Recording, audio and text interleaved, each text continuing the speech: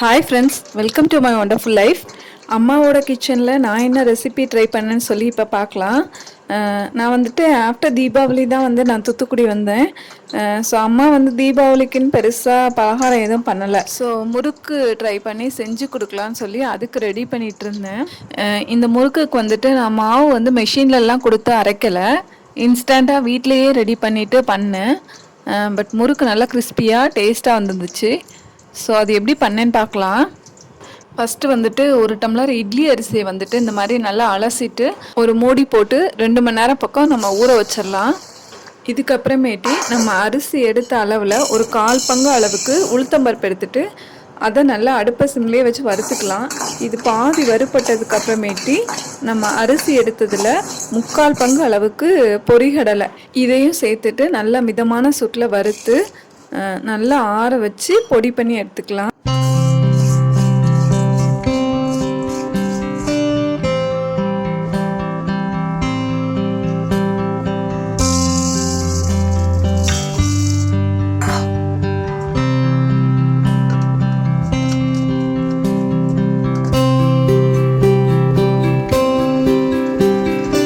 பொட்டுக்கடலை பவுடரை நல்லா நைஸாக அரைச்சிட்டு இந்த மாதிரி சலிச்சு எடுத்துக்கணும். இல்லைன்னா முறுக்கு போட்டு எடுக்கும்போது வெடிச்சிரும். இந்த மாதிரி கப்பியை தனியாக சலிச்சு எடுத்துடணும். இனி நம்ம ஊற வச்சுருக்கிற இட்லி அரிசியை இந்த மாதிரி மிக்சியில் நைஸாக அரைச்சி எடுத்துக்கலாம்.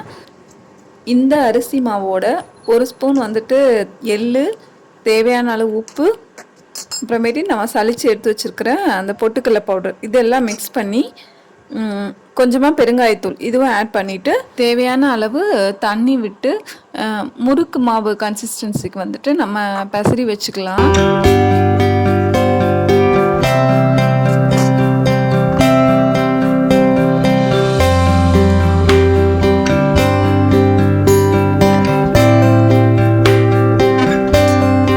இந்த மாதிரி முறுக்கு பிழிகிற குழல்ல கொஞ்சம் எண்ணெய் தேய்ச்சி விட்டோம்னா மாவு குழல்ல சுத்தமாக ஒட்டவே ஒட்டாது.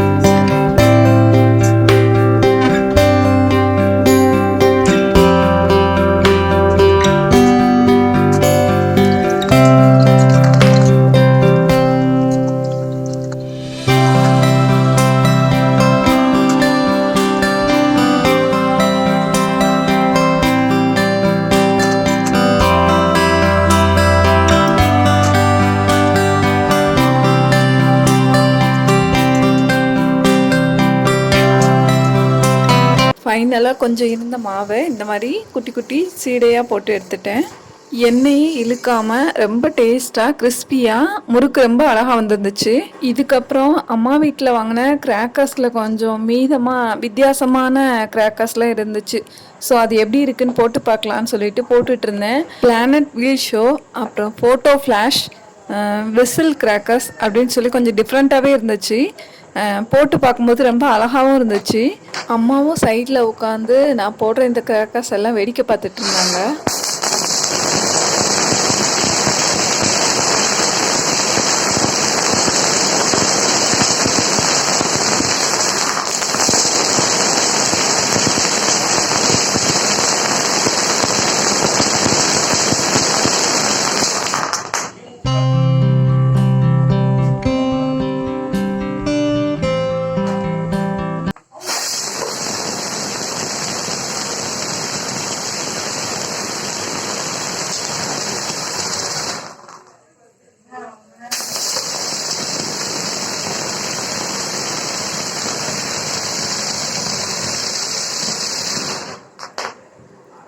இது ஃபோட்டோ ஃப்ளாஷ்.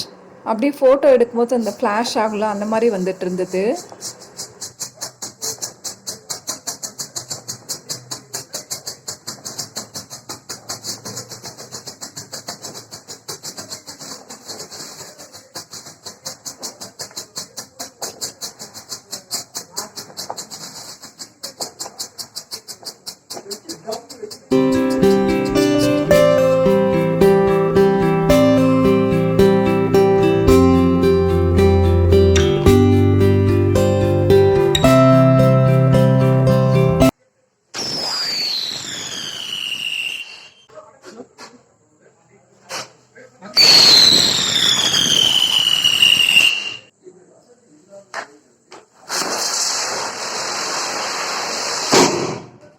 கம்பி மத்தாப்பெல்லாம் ஆல்ரெடி குட்டீஸ் வந்து காலி பண்ணிட்டாங்க. ஸோ நான் வந்து மெழுகுவர்த்தி வச்சு போட்டுட்டு இருந்தேன்.